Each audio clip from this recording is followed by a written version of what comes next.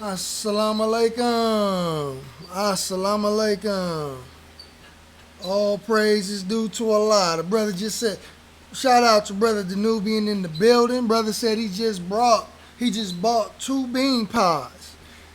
Okay, go ahead, black man. All praises is due to Allah. We are in the building.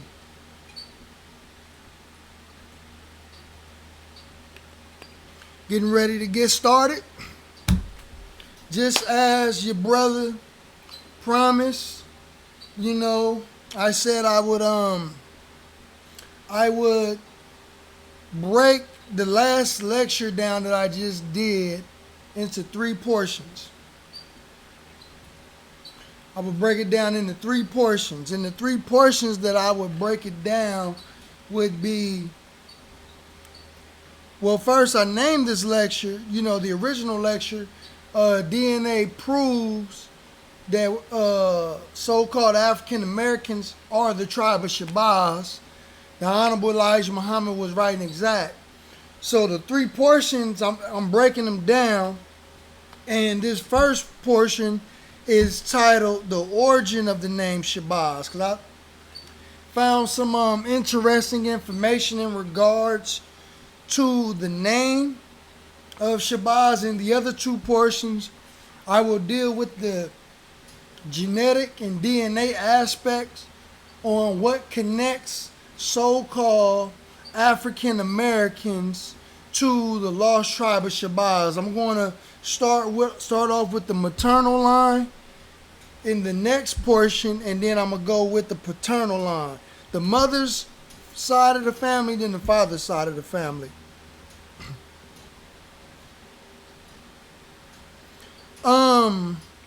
Brother, you in Atlanta?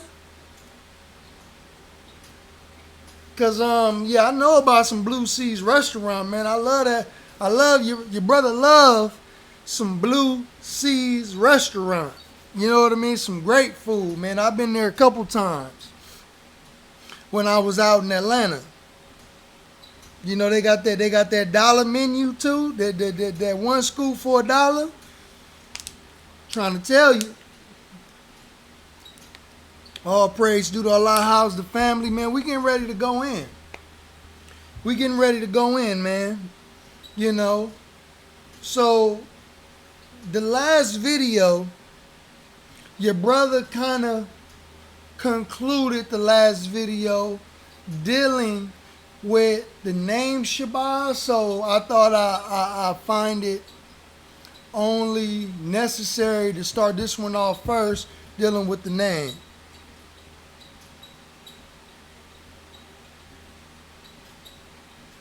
Okay, yeah. I am familiar that they built one in Phoenix as well. I remember seeing them when they first did it.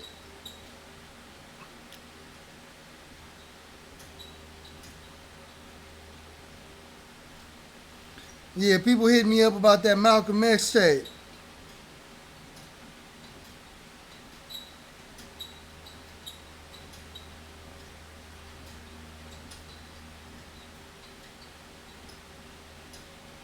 Yeah.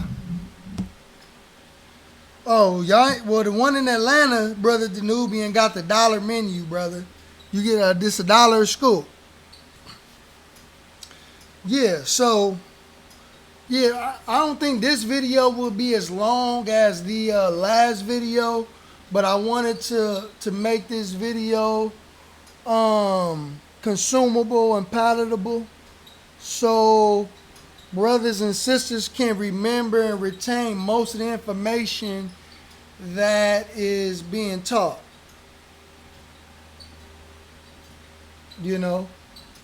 So that's the main thing. It is as long as y'all can retain most of the info. Walaikum salam, brother Taj. We got brother Taj in the house. Yes, sir. Yes, sir. Yes, sir. So in the last video, I give a quick recap.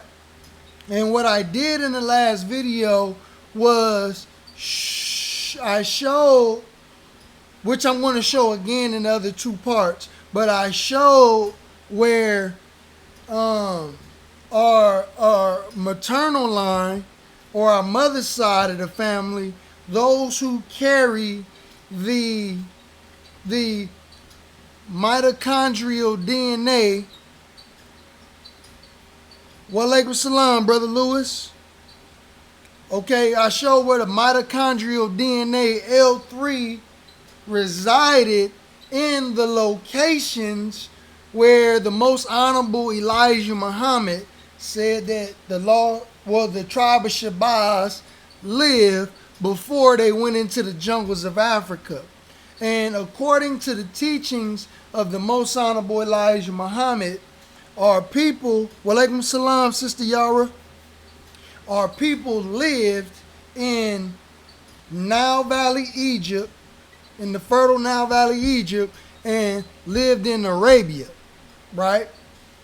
So what I did was show on the map and charts where the most predominant DNA there at the time was the mitochondrial DNA L3, right? And on the paternal side, the Y chromosome DNA that was predominantly and was closely related to the L3 DNA was haplogroup E, right? So wherever mitochondrial DNA L3 went, Y chromosome E or Adam was with mitochondrial L3, the mitochondrial Eve, right? And this is a very ancient African DNA. This is a very ancient African DNA, right? So what they did was it originated in East Africa, right? And they moved further east, right? Like in Arabia, Egypt, and like Eurasia. And they matured there, right? These are some of the first modern humans. They matured in that area, and as they matured, other branches of that family went even further east into Asia, Australia, and even Europe, right? And I'll show in those other parts of the videos. And these people who were in this area, the scientists and biologists and all of them said that these people back migrated into Africa. Okay, so I show on the map where these people were once in the locations that the most honorable Elijah Muhammad described, and then they later on spread throughout Central Africa and even into West Africa, where many of our ancestors were picked up during the transatlantic slave trade, and many of us have West African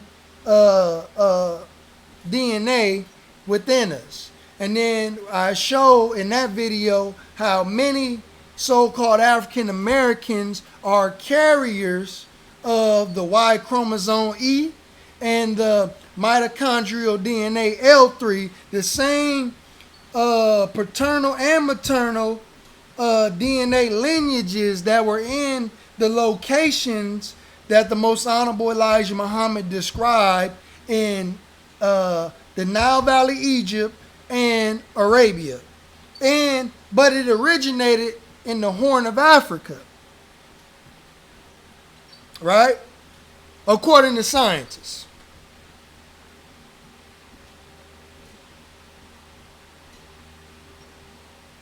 All praises is due to the Most High Allah God, right?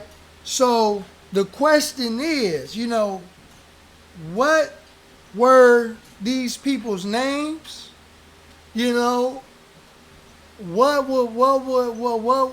would be a historical name for them? because this is a remote time in history, a remote time in the past. What were they doing? You know what I mean? Were they in clans? Were they in kingdoms? It's a very good question. What would they consider themselves, and what would other people call them? Right? What would they consider themselves, and what would other people call them? Is a good question. So we learned by the Honorable Minister Louis Farrakhan and even also Dr. Wesley Muhammad that the name Shabazz is actually Persian. Right? The name Shabazz is actually a Persian name, which is a good thing. Right? Which is a good thing, because people, were quick to jump on a nation. Oh, well, a nation ain't even, the name Shabazz ain't even Arabic, da-da-da-da-da, which is fine, which is okay. Right? If it has an origin outside of Arabic, it's not a black eye or a stain on the Nation of Islam whatsoever. Right? So I want to go through some notes that your brother has found on the internet. I want to go through some notes. I want to share some notes with you all. See what we can pull up.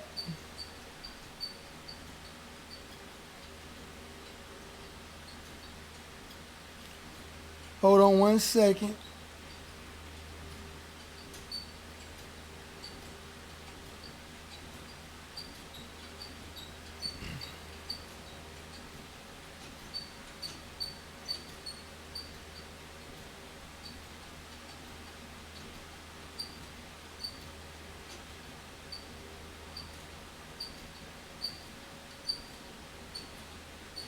Okay, so what I showed in the last video, walaikum salam, brother Ty, and walaikum salam, brother Devon.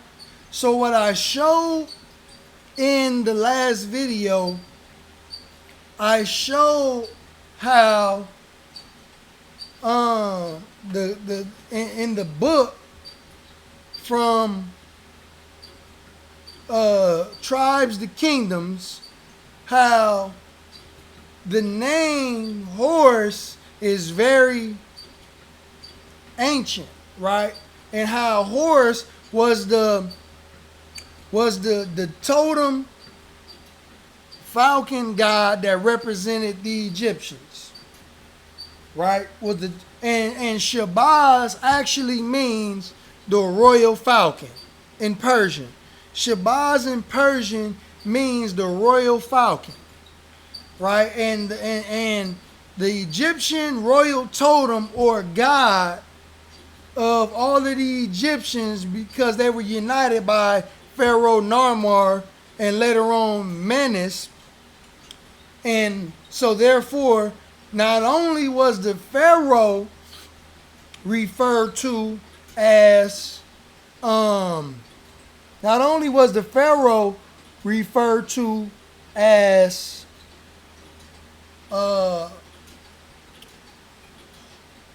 Horus, the royal falcon, but his people was also referred to as the followers of Horus. Okay, the followers of the royal falcon, right? So as I was, your brother was doing his research on totemism. It's a very ancient system. Very ancient system. I believe it goes back 50,000 years. I found an article on that, and I also found something interesting, right? Because I wanted to look up the royal falcon. What did the royal falcon mean to the ancient Persians, right? I wanted to know. Walaikum salam, brother Ricky.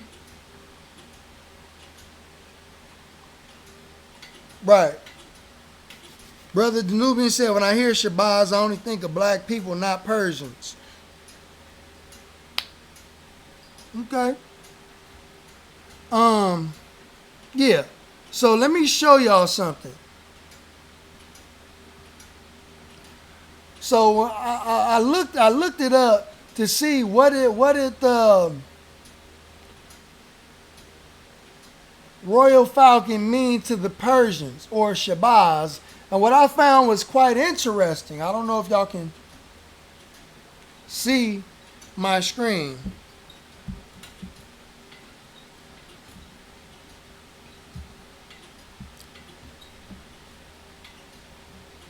Hopefully y'all can see my screen. Okay, yeah, y'all can see it. Cool. Okay. So what I found was that King Cyrus the Great, right? King Cyrus the Great. Now, if all those who don't know King Cyrus is the king from Persia that is also mentioned in the Bible to have historically freed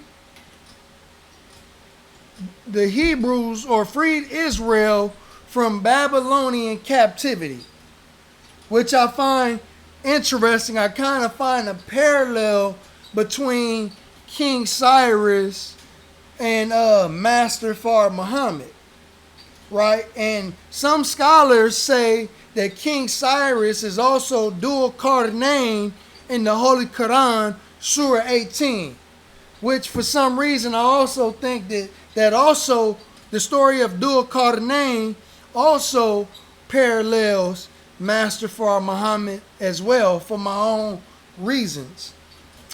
So, but I just find it interesting, the parallels between King Cyrus and Master Fard Muhammad, because Cyrus liberated and freed the Israelites from Babylonian captivity. And then here we in Mystery Babylon, we in modern day Babylon, and here you have Master Fard Muhammad, right, who was royalty, and he left his kingdom to come and free and liberate the children of Israel. You know, so I find that very, very interesting, an interesting parallel. But I found this online. This, as you can see to your left, is a standard.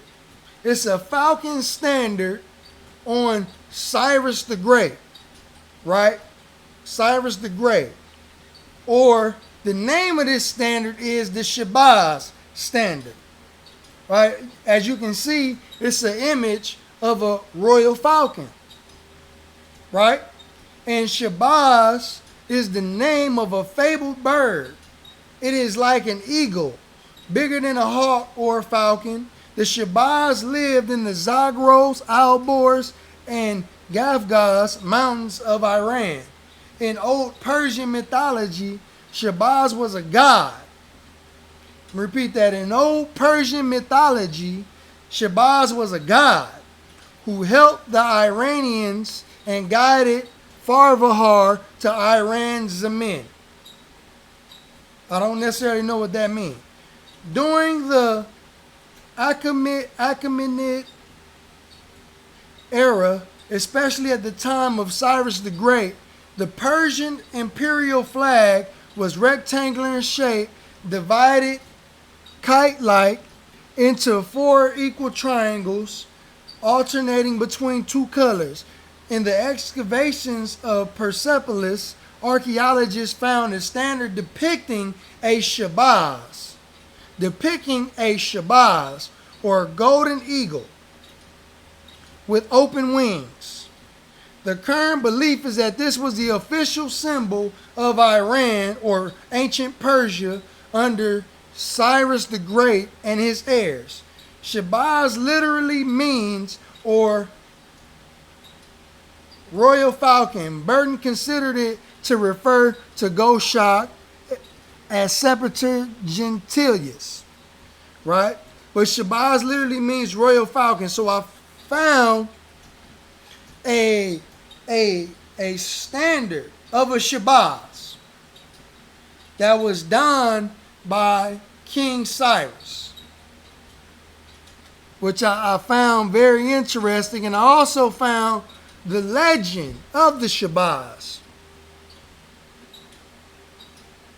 It might be more to it though, but I want to read the legend and see if y'all can get anything out of this. It's from the Greenhouse Project.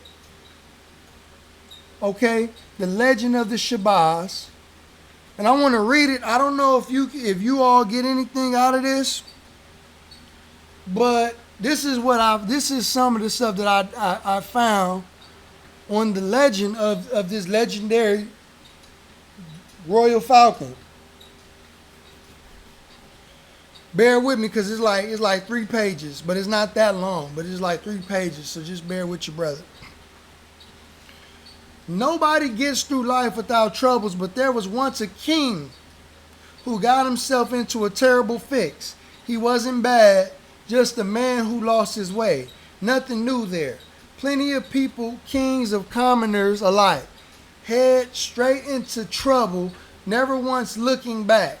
This man did stop and think, and that made all the difference. The land he ruled was far from the sea, far from the overland trade routes, far it would seem from any place anyone wanted to be. Still, his subjects were a sturdy lot. They endured, meeting hardship with a laugh and a smile whenever they could. The people comforted each other with the old saying, a poor man living in peace is better off than a rich man in the midst of strife. Deep inside, they held the hope that someday things would get better. Early in his reign, the king kept to his father's custom of moving among the people, listening to their stories, laughing at their jokes. He held court so that the people could seek justice from him. As years went by, the king set aside these old ways. He began staying up all night, scheming with his ministers and playing the lords and ladies against each other. Heavy black curtains were hung over the windows in his room, and he slept till noon. After lunch, he called for his falcon and went hunting. This he loved above all else. At dinner, his belly full of ale, he roared, Shabazz, for that was the falcon's name, has never failed, and that is more than I can say of any of you. Life did not get better, it got worse. The kingdom grew disorderly, fights broke out, bandits patrolled the ridge tops and forests, brother turned against brother, friend against friend. The people became afraid, and Shabazz saw it all. Her keen eyes found a house in flames, a woman crying, a child dressed in rags. She returned each day with game for the king's table, but something was changing inside of her. One day, as she wheeled overhead in the sky, Shabazz saw a man stumbling in a thicket. He had been chased from the roadway by a band of brigands and now had lost his way. Shabazz lifted her wing and arched toward the man. As she came to the place where he was lost, she saw that he was cowering. In front of him was a mountain lion. The beast had him cornered and was now preparing to pounce. Shabazz felt his heart as if filled with compassion for the old man. Then, as never before, this compassion filled her entire being. Compassion settled into resolve, and Shabazz tucked her wings and dove. Streaking out of the sky like some angel of mercy, she thrust out her talons and buried them in the lion's neck. The beast whirled and roared as it struggled to free itself from the falcon's grip. The teeth claws, beak, and talons whirled in a frenzy of struggle until at last the lion signaled her submission. Shabazz released her grip and took to flight. The lion fled into the bush. The man was safe. Shabazz returned to the king, but without any game for the dinner table. The king berated her, never noticing how worn and weary she appeared. The next day, The king went out to hunt with Shabazz on his arm. In the heat of the midday, he released the jesses, and Shabazz took flight. Because in Arabia, Dubai, and over in the Middle East, they have what you call falconry, and what they do is they walk around with a falcon on their arm, and they go out in like the desert or something, and they release the falcon, and the falcon is flying around through the sky, and they got certain calls and stuff to, I guess they use it for hunting and different stuff, and they call it, with special calls and stuff like that. It's an ancient custom called falconry, right? So immediately she set a course for the area where the old man was lost. She found him even further from the road in a ravine where there was no food or water. The old man looked withered under the hot sun. Again, Shabazz brimmed with compassion, forgetting the task of bringing food to the king. She hurled out the sky and landed in front of the astonished man. Some kind of power filled Shabazz, and she knew what to do. With a short hop, she came to a stone. She struck the stone once, twice, thrice, and the rock split apart, and water, clean cold water, flowed from its depth. The thirsty man drank. Shabazz took wing and hunted, returning to the man with game. Then before leaving, she approached the pile of brush, striking it with her beak once, twice, thrice, and with that it burst into flames. Having sustained him with food, water, and fire, she took wing and returned to the waiting king. Again, she failed to supply the king's table. Perhaps I have been feeding you too well, he snapped. A night without supper might focus your mind. Hold on one second.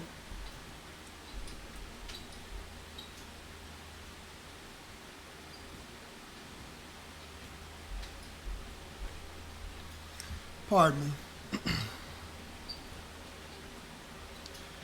My bad. Okay. So basically, 2 times he sent the Shabazz out, and she didn't come back with any game. And so the king told the Shabazz that she wouldn't be able to have supper that night. So let me continue. Perhaps I have been feeding you too well, he snapped. A night without supper might focus your mind. The next day, the king took Shabazz to the hunting grounds and released her. Again, she hurled skyward in search of the lost man. She searched long and hard for him and was ready to give up when she glimpsed him in the distance. Weak with hunger, she made her way to him. He sat alone and in despair. Shabazz came to the rest on a branch near the man. He looked up at her through tear-filled eyes. Here again was the remarkable bird that had fought off the mountain lion and fed him and gave him water and a fire. The bird sat looking at him, thinking that perhaps this magical creature might understand his grief. He poured out his heart to Shabazz. His brothers were dead, as was his wife and his children. He had been seeking the village of his father when the brigands had accosted him. He spat the name of the king and said that the man was a fool. As the great falcon listened, she was filled with compassion, and her sense of rightness and justice boiled inside her.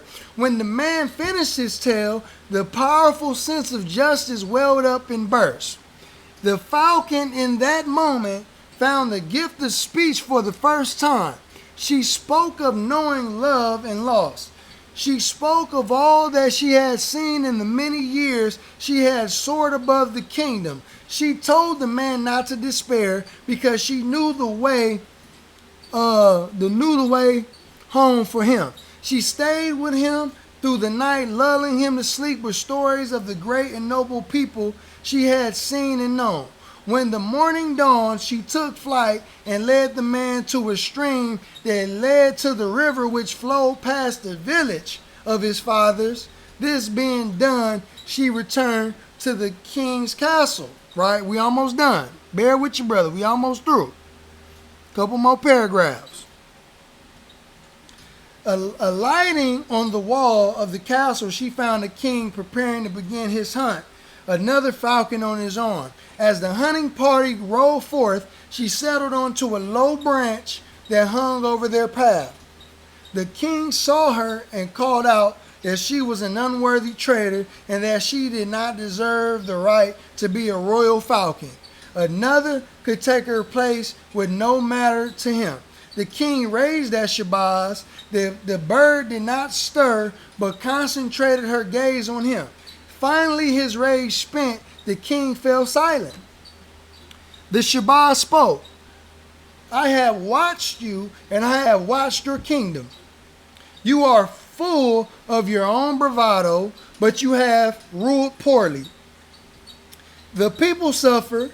They cry out from fear, from hunger and thirst. They are lost, and yet you hear them not. The entire party sat stock still and listened. A royal counselor cried out, This is an abomination. A dumb beast cannot speak. This must be evil of the most terrible kind. I plead with your majesty to destroy this foul creature at once. At this, an archer drew his bow and aimed at the falcon. Shabazz did not hesitate, did not move. She kept her unwavering gaze on the king. There was silence until she spoke again. You are not a bad man. You can do much more for the people of this land even yet, but all must change. Again, the counselor asked for permission to kill the bird. The king waved him off. The truth of these words was powerful. Shabazz offered the king a partnership. She and her kind would sail in the skies above the land, seeking always to protect, sustain, and nurture the people. The king would set aside his scepter and become a royal falconer, devote himself to the training and well-being of these great birds.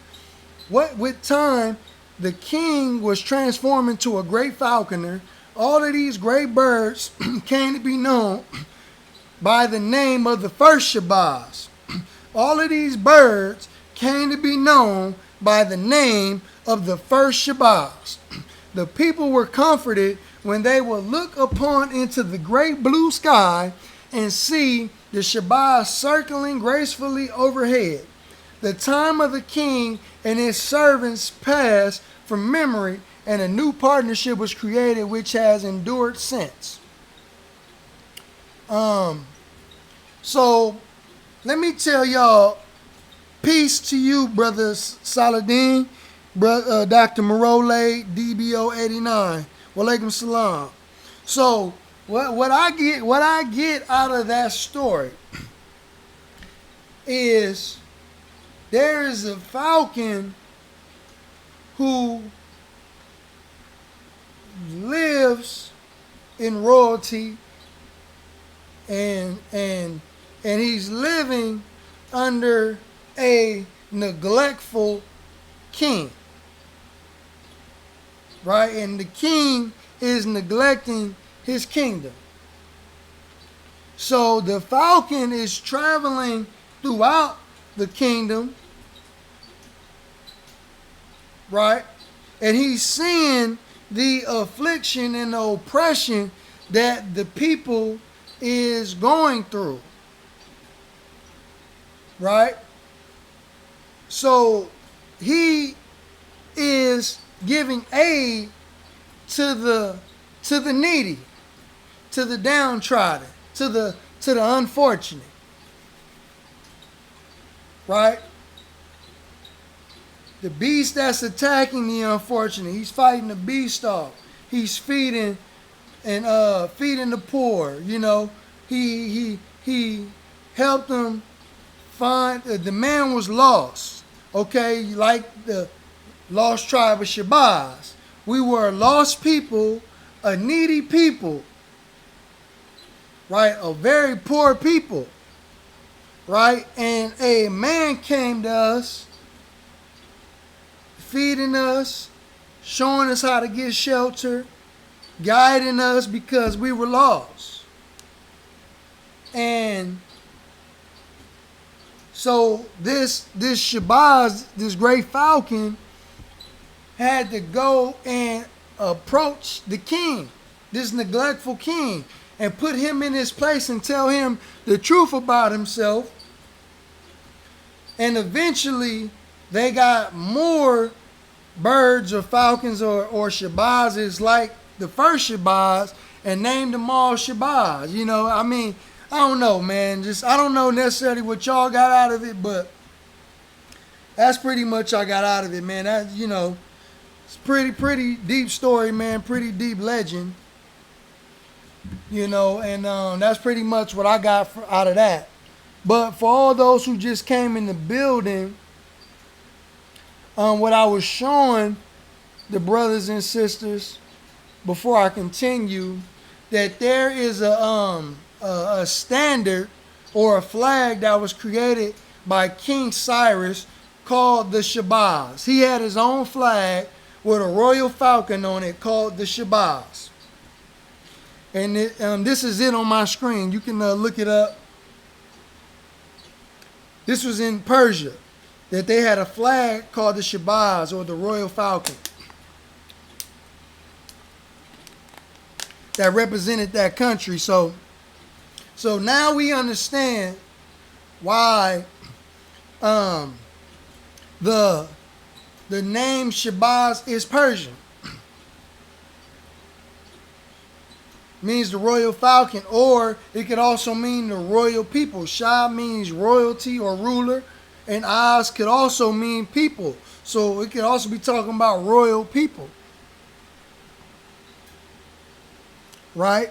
So now let's go to totemism, because like I explained in the last video, that the totem animal for the ancient Egyptians that was part of the royal tribe of the ancient Egyptians was the royal falcon, or Heru, or Horus, which is a very old deity in ancient Egypt. Totemism, an approximately 50,000-year-old belief system. Right? It's an approximately 50,000-year-old belief system. Totemism. Totemism is a religion that uses nature as a model for society. Totems can be animals, plants, or geographic features. People relate to nature through their totemic association with natural species. Totems are sacred emblems and symbolizing common identity. Right? So if it's symbolizing common identity, then if we were from the same tribe, then we would be named after the same exact totem. But everything that might be said in this article, I won't agree with and take for face value, but I'll read some of it. Everything I'm not going to agree with, but I'll read some of it for context. Totemism is an approximately 50,000-year-old belief system around the same time that the people Shabazz lived.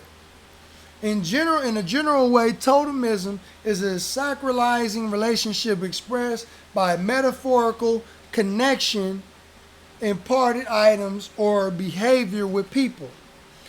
Seen most commonly in current religious food taboos and sacrifice, as well as sacred art, whether real or metaphorical, or be it a behavior thing or a person being sacrificed.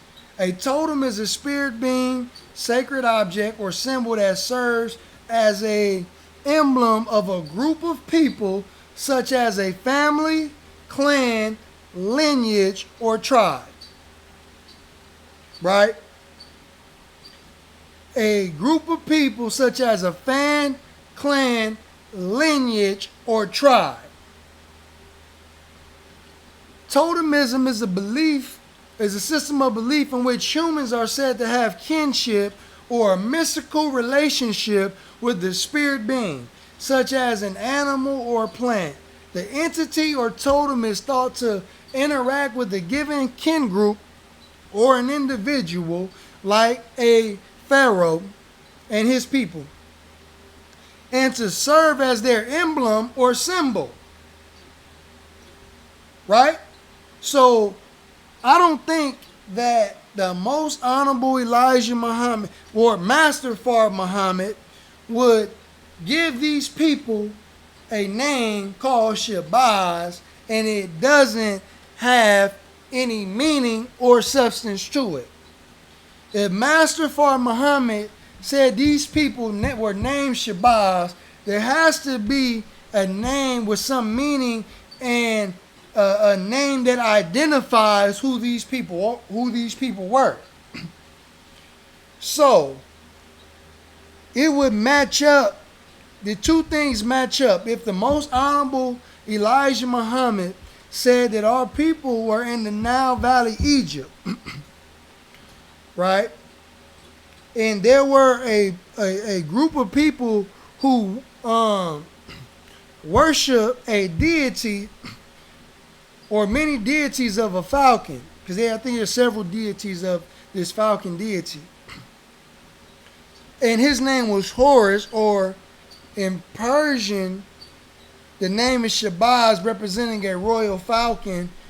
Then what are the odds that these two are in harmony with one another? That these are ancient people who live in Egypt, and their deity is the falcon, and these is royalty. These royal people, a royal clan, whose deity is a falcon, right? And then you have the name Shabazz, which also means royal falcon, right? And again, this practice, this system of belief, totemism, is allegedly 50,000 years old, right? The term totemism, totemism, has been used to characterize a cluster of traits in the religion and in the social organization of many peoples. In the video, Robert Sapolsky, The Biology of Humans at Our Best and Worst, states an emergence of norm violations of moral disgust occurred around 40 to 50,000 years ago, which is about the time that genetics shows after 40,000 years ago there was an extreme lowering of insect behaviors coinciding with the emergence of more complex cave art, figurines, and personal adornments, all confirming my thoughts on totemism emerging after 50,000 years ago in Europe by the early Aurignacian or Proto-Aurignacian stage. And in the video DNA mammoths, Neanderthals, and your ancestors, it also quickly including the evidence for early people following ancestables are clearly evident after 40,000 years ago by genetics, which to me likely connects to the motivations adopted by societies believing in totemism.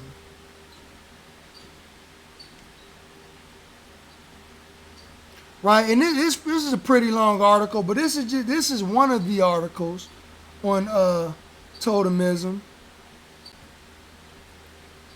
Hold on.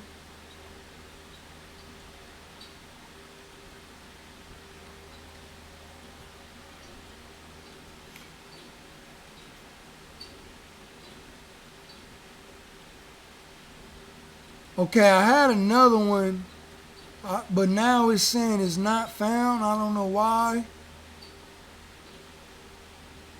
But it was working yesterday when I pulled up the notes.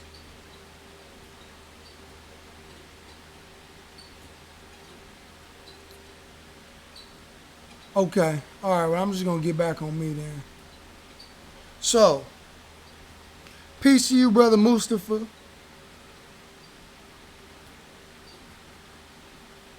Peace to you, Brother Super Mike.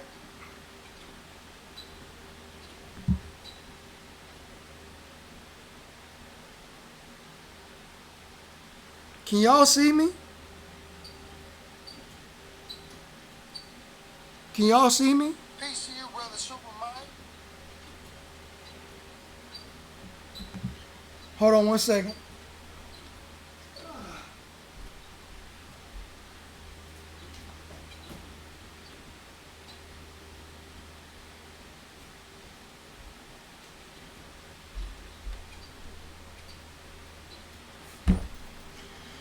Okay, cool.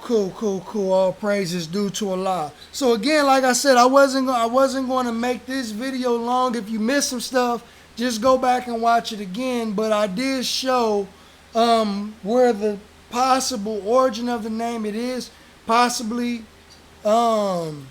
Persian in origin, but I wanted to make clear that, like, when you watch movies, and it's like historical movies back in ancient times, whenever a people is describing another group or a tribe of people, they have a name for them. They give them their own personal name, right? So I think that's possibly what possibly took place with the name Shabazz and how we got the name Shabazz. That those people over in Persia was referring to the royal class of Egyptians whose totem or deity that represented them and their pharaoh. I believe that, in my personal observation, gave them the title or the name Shabazz, the royal falcon. From my understanding, because this name is a common name over in Iran, Pakistan, India. This name is common over in that area, and many of them spell the name exactly how we spell the name. Exactly how the Muslims in the Nation of Islam spell Shabazz, many of them spell their names, their last names, the same way.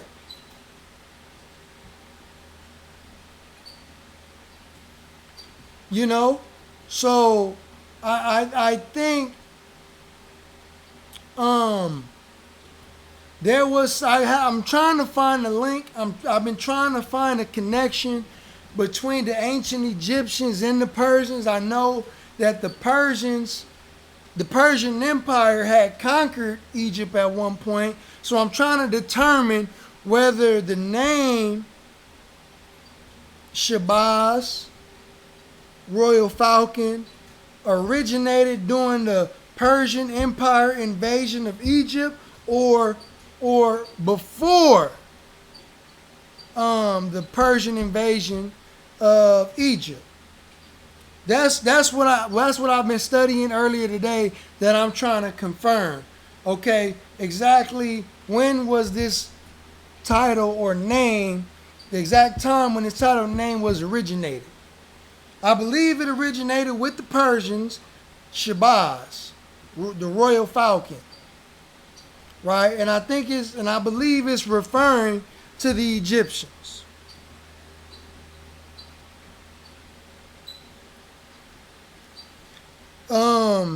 Sister Hairstyles by Nona said, yes, bro, Alan has the book. Master Fard Muhammad spoke the language of the birds. I bought all 4 of his books. And one of them he talks about what you're saying. Oh, really? Oh, really? Wow. All praises due to Allah. Can you give me like an example? Or would you like to call in and give us an example of what you're talking about in reference to what I'm saying? So we can understand? Because think about it. Think about it. After I just read the legend of Shabazz, right? I just read the legend of Shabazz, right? Let me kind of go back to it. Right? And it said as I read it, Hold on one second. Let me read it again.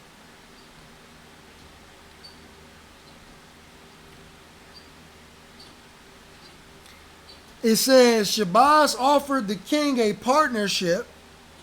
She and her kind would sail. She and her kind, meaning there's more than one falcon, would sail in the skies above this land, seeking always to protect, sustain, and nurture the people. The people, the downtrodden, the impoverished, right?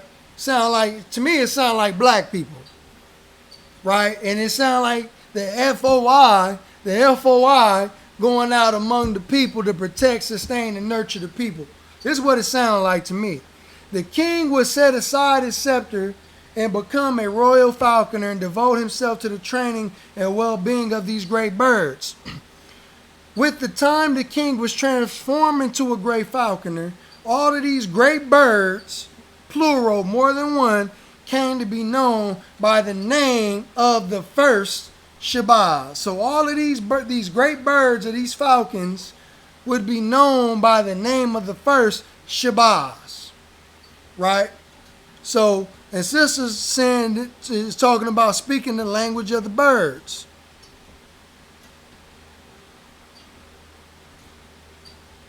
Okay, sister just got off work. Okay, the book is at her house. Yes, the black man is the original man of this planet.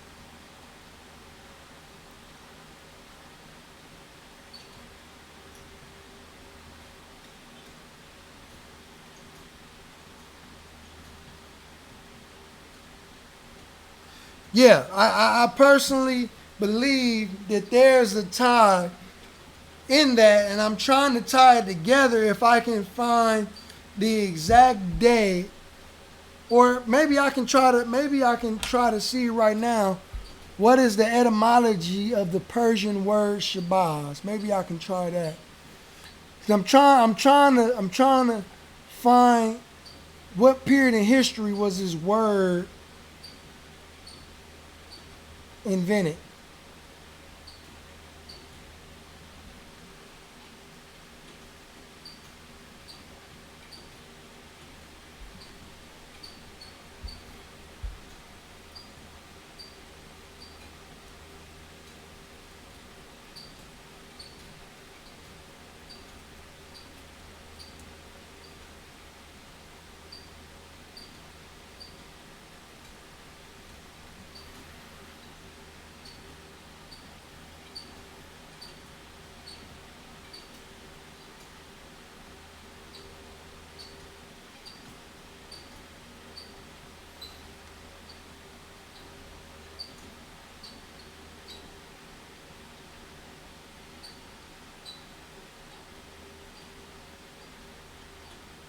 Yeah, I wanna find the etymological timestamp on when the actual name was derived.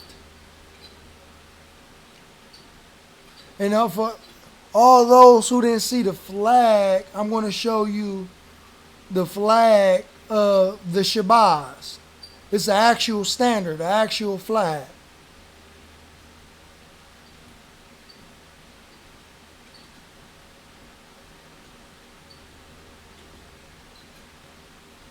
But let me find the etymological root word.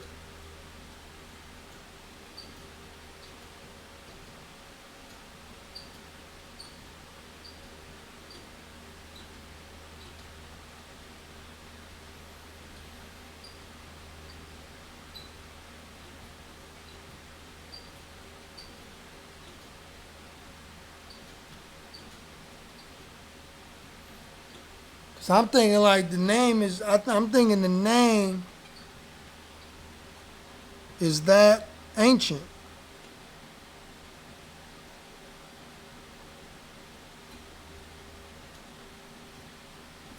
So, okay, so Seti was also referred to as the Royal Falcon. No, but I think all of the Walaikum Salam, brother Bilal. I think all of the I think all of the pharaohs were, most of the pharaohs were referred to as the royal falcon.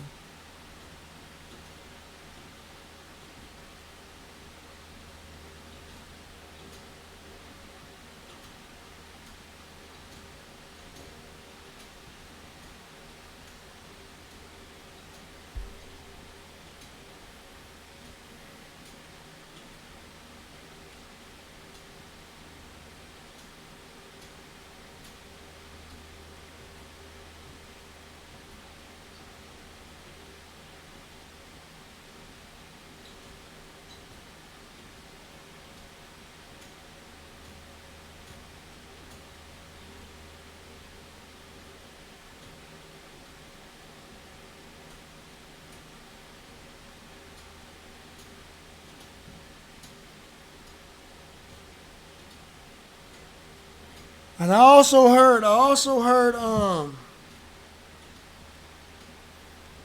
Sister Ava, Dr. Ava, say that Shabazz was also in one of the original Bibles, but they took it out of it.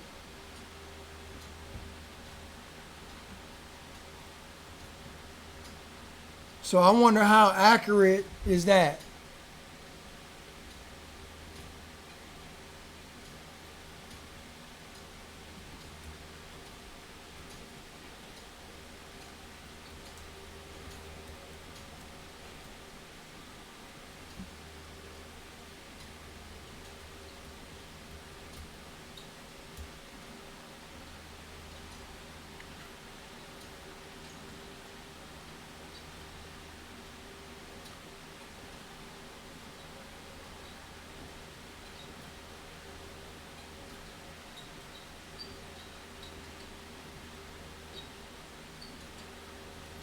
Man, this is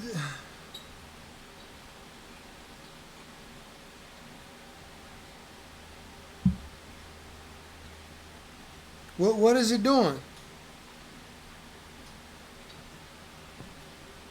I probably got too many windows open. Hold on.